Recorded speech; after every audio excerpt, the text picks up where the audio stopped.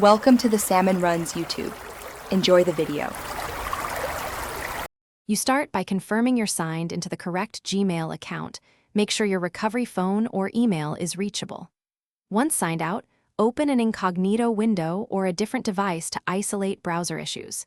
If you see an account lock, follow on-screen recovery prompts.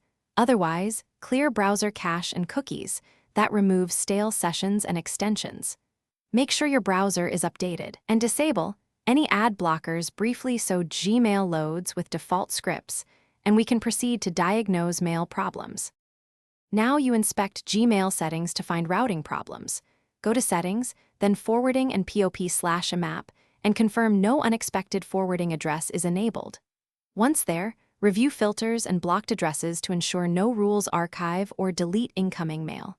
Check labels and categories so messages aren't bypassing primary.